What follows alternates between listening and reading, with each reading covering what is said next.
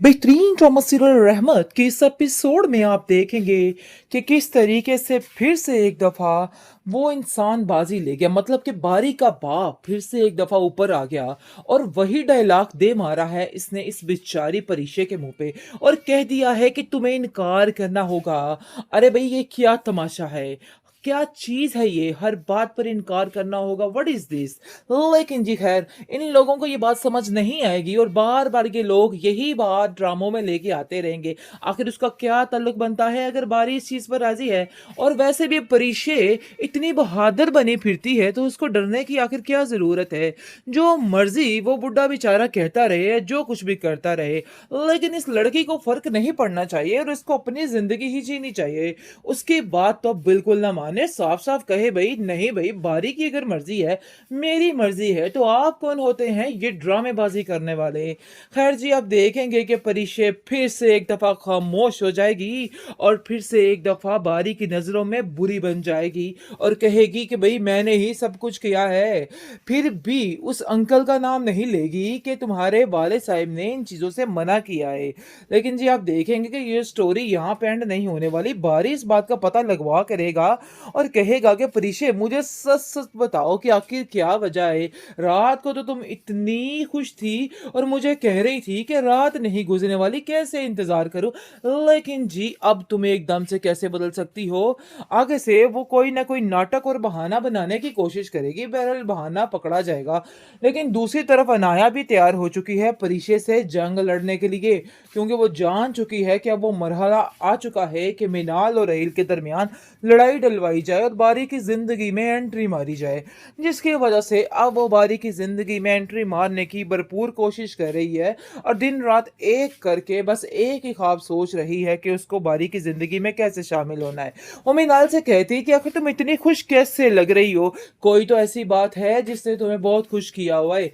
जिसको सुनकर वो कहती है कि नहीं ऐसी कोई बात नहीं, क्योंकि वो जानती है कि अगर उसने कोई बात अपने मुंह से निकाल दी तो वो परिशे की जान को अजाब में डाल देगी, क्योंकि वो ऐसा ही करने वाली है। और कहती है परिशे को कॉल करके कि भाई परिशे, अगर तुमने बारी की जिंदगी में आने की कोशिश की, मुझसे बुरा कोई नहीं होगा और ये बात तुम अपने जहन में अच्छे तरीके से बिठा लेना, क्योंकि मैं तुम्हें इस चीज की माफी नहीं देने वाली हूँ। तुमने जो करना था सो कर लिया, अब मजीद कोई किसी किस्म की बात मैं बर्दाश्त नहीं करने वाली।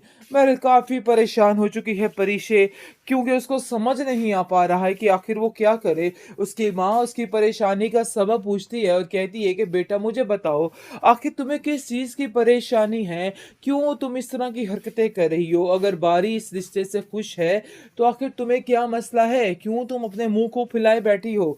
लेकिन वो असल हकीकत को बता नहीं सकती, क्योंकि वो जानती है कि उसकी माँ उसके हक के लिए आवाज जरूर उठाएगी और कहेगी कि नहीं भाई, जो उसको करना है बस वही उसको करना है। और ये बात तो बिल्कुल तय है, क्योंकि अब वो जान चुकी है इस बात को कि अब उसको कैसे इन सब चीजों को हैंडल करके हर चीज को कंट्रोल में लेके आना है। और वो ये भी जानती है कि बारी की जिंदगी में आने का कोई फायदा नहीं है, क्योंकि अगर वो उसकी जिंदगी में आ गई तो उसकी जिंदगी को भी वीरान करके रख देगी। जिसकी वजह से वो ये फैसला कर लेती है कि नहीं, उसको बारी की जिंदगी में नहीं आना है। लेकिन बारी उसके पीछे हाथ धो के पड़ जाएगा और कहेगा कि नहीं, तुम्हारा ये फैसला गलत है। अगर तुम्हारे घर वाले इस बात के लिए राजी हैं तो आखिर तुम्हें क्या मसला हो रहा है, मुझे तो कुछ समझ नहीं आ रही। अरे बीबी बोल उठो, अपनी आवाज जो है वो ऊंची करो, उठाओ और बताओ लोगों को कि आखिर किसने तुम्हें मना किया है और क्या क्या तुम्हारे साथ हुआ है। बेहतरीन ड्रामा सीरियल रहमत के इस एपिसोड में आप देखेंगे कि किस तरीके से फिर से एक दफा वो इंसान बाजी ले गया, मतलब कि बारी का बाप फिर से एक दफा ऊपर आ गया और वही डायलॉग दे मारा है इसने इस बेचारी परिशे के मुंह पे और कह दिया है कि तुम्हें इनकार करना होगा। अरे भाई, ये क्या तमाशा है, क्या चीज है ये, हर बात पर इनकार करना होगा, व्हाट इज दिस। लेकिन जी खैर, इन लोगों को ये बात समझ नहीं आएगी और बार बार ये लोग यही बात ड्रामों में लेके आते रहेंगे। आखिर उसका क्या ताल्लुक बनता है अगर बारी इस चीज पर राजी है। और वैसे भी परिशे इतनी बहादुर बनी फिरती है तो उसको डरने की आखिर क्या जरूरत है। जो मर्जी वो बुढ़ा बेचारा कहता रहे, जो कुछ भी करता रहे, लेकिन इस लड़की को फर्क नहीं पड़ना चाहिए और उसको अपनी जिंदगी ही जीनी चाहिए। उसकी बात तो बिल्कुल ना ने साफ-साफ कहे भई, नहीं भई, बारी की अगर मर्ज़ी है, मेरी मर्ज़ी है, तो आप कौन होते हैं ये ड्रामेबाज़ी करने वाले? ख़ैर जी, आप देखेंगे कि परिशे फिर से एक दफ़ा ख़ामोश हो जाएगी और फिर से एक दफ़ा बारी की नज़रों में बुरी बन जाएगी और कहेगी कि भई मैंने ही सब कुछ किया है। फिर भी उस अंकल का नाम नहीं लेगी कि तुम्हारे वालिद साहब ने इन चीज़ों से मना किया है। लेकिन जी, आप देखेंगे कि ये स्टोरी यहाँ पे एंड नहीं होने वाली। बारी इस बात का पता लगवा कर रहेगा और कहेगा कि परिशे, मुझे सच-सच बताओ कि आखिर क्या वजह है? रात को तो तुम इतनी खुश थी और मुझे कह रही थी कि रात नहीं गुज़रने वाली, कैसे इंतज़ार करूँ? लेकिन जी, अब तुम एकदम से कैसे बदल सकती हो? आगे से वो कोई ना कोई नाटक और बहाना बनाने की कोशिश करेगी। बहरहाल बहाना पकड़ा जाएगा। लेकिन दूसरी तरफ अनाया भी तैयार हो चुकी है परिशे से जंग लड़ने के लिए, क्योंकि वो जान चुकी है कि अब वो मरहला आ चुका है कि मिनाल और रहील के दरमियान लड़ाई डलवाई जाए और बारी की ज़िंदगी में एंट्री मारी जाए। जिसकी वजह से अब वो बारी की ज़िंदगी में एंट्री मारने की भरपूर कोशिश कर रही है और दिन-रात एक करके बस एक ही ख्वाब सोच रही है कि उसको बारी की ज़िंदगी में कैसे शामिल होना है। वो मिनाल से कहती है कि आखिर तुम इतनी खुश कैसे लग रही हो? कोई तो ऐसी बात है जिसने तुम्हें बहुत खुश किया हुआ है। जिसको सुनकर वो कहती है कि नहीं, ऐसी कोई बात नहीं, क्योंकि वो जानती है कि अगर उसने कोई बात अपने मुँह से निकाल दी तो वो परिशे की जान को अज़ाब में डाल देगी।